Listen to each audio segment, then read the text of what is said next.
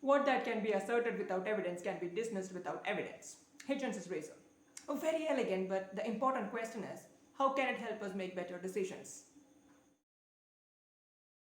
Wouldn't it help if there were a manual that helped us make better decisions, better life decisions, better career choices? I don't know, what to wear to office? Anything, everything. Had it existed, you would have read it, right?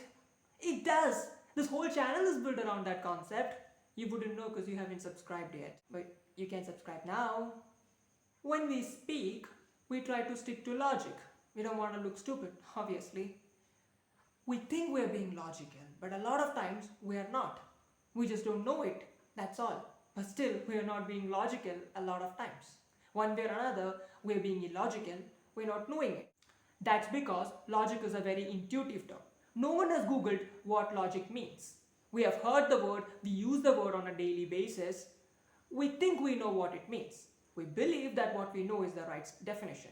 But what if that is not the right definition of the word? That's why you need to be aware of a tool called philosophical razors. Having discussed Occam's razor and Sagan's standard in the previous episodes, obvious choice for today's episode has to be Hitchens's razor. Here is Hitchens's razor. Let's think of a scenario. You have a colleague, a very annoying guy, and he says, well, let's do it this way. I think this is the right way. Also, if you guys have a different opinion, why don't you prove that I'm wrong and then we will do it your way?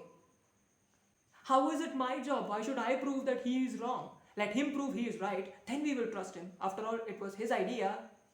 He's the one who made the statement. The burden of proof lies with the one who is making the statement. If the person fails to substantiate the argument with a valid evidence, then it automatically ceases to exist. You don't have to disprove it. If that person can make a statement without any evidence and still stick to it and believe that it is true, you can do the same. You can dismiss that statement without any evidence.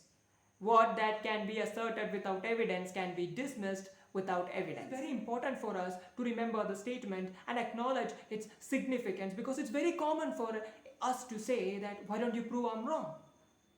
We think we are being very generous when we accuse someone of something and then give her an opportunity to explain her side and prove her innocence, failing which would imply automatically that she is guilty, while we do not substantiate our claim with any evidence. We think we are being nice and we think that's the right thing to do, but no, we are wrong. That's the wrong way to approach. Just remember, the burden of proof lies with the one who is making the statement. Now, this does not always have to be something where somebody is accusing you. You could be the one who is making the statement without knowing that you're just simply asserting it. This need not always have to be a situation where somebody is accusing you of doing something or you are accusing somebody else of doing something. This could be a situation where you have a thought in your mind and you don't know how to shake it off. Just think, does it have any evidence? Does it make any sense? If it's just a thought, you can shake it off. You can try. It could help if you knew that there is a concept that is solely based around it. Also, this need not always have to be very serious topics, not like, it could just be a silly event in your life that just ruined your evening. And you might be wondering, what is the whole purpose of learning all these stuffs, while most of it is very intuitive and more importantly, oftentimes you would be applying it only to small matters, silly matters in your life. But remember, even those things need to be resolved. Why do you want to waste an evening thinking about something that you're going to forget the very next day?